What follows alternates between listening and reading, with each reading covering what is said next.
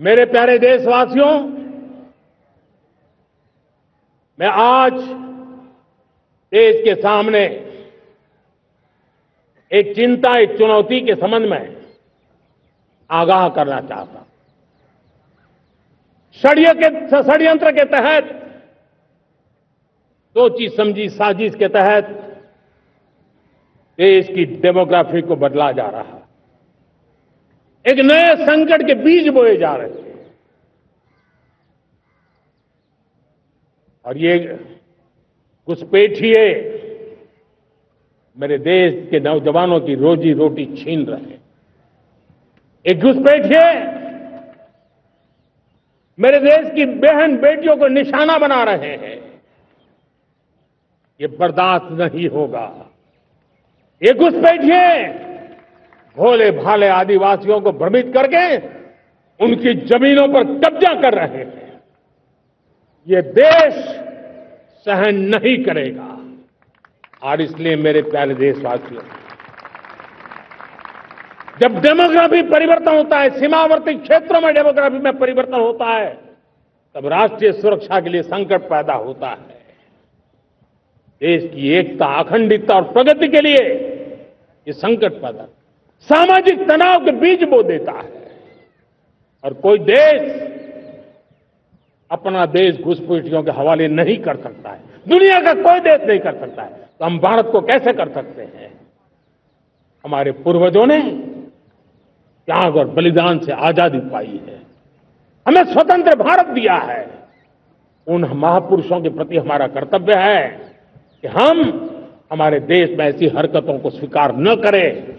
उनकी सच्ची श्रद्धांजलि होगी। और इसलिए मैं आज लाल किले की प्राचीर से कहना चाहता हूं, हमने एक हाई पावर्ड डेमोग्राफी मिशन शुरू करने का निर्णय किया है। ये मिशन, इस मिशन के द्वारा ये जो भीषण संकट नजर आ रहा है, भारत पे मंडरा रहा है जो संकट है, उसको निपटाने के लिए तय समय में सुविचारित, सुनिश्चित रूप से अपने कार्य को करेगा। उस दिशा में हम आगे बढ़ रहे हैं। मेरे प्यारे देशवासियों, कल जन्माष्टमी का पावन पर्व है। भगवान श्री कृष्ण का जन्मोत्सव देश में मनाया जाता है। साथियों, जब मुझे भगवान श्री कृष्ण याद आते हैं तो हम देख रहे हैं कि पूरे विश्व में आज युद्ध के तौर तरीके बदल रहे हैं। हमने देखा है कि भारत युद्ध के हर नए तौर तरीकों को निपटने में समृद्ध है। हमने ऑपरेशन सिंदूर में दिखा दिया है। टेक्नोलॉजी में जो भी महारत थी, पाकिस्तान ने हमारे सैन्य ठिकानों पर, हमारे एयरबेस पर, हमारे संवेदनशील स्थलों पर, हमारे आस्था के केंद्रों पर,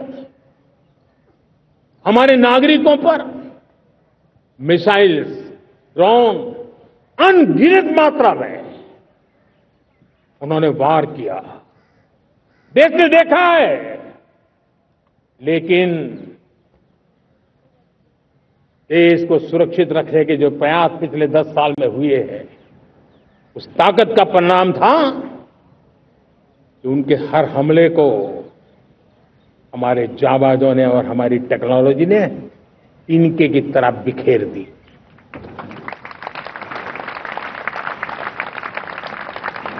रत्ती भर नुकसान नहीं कर पाए। और इसलिए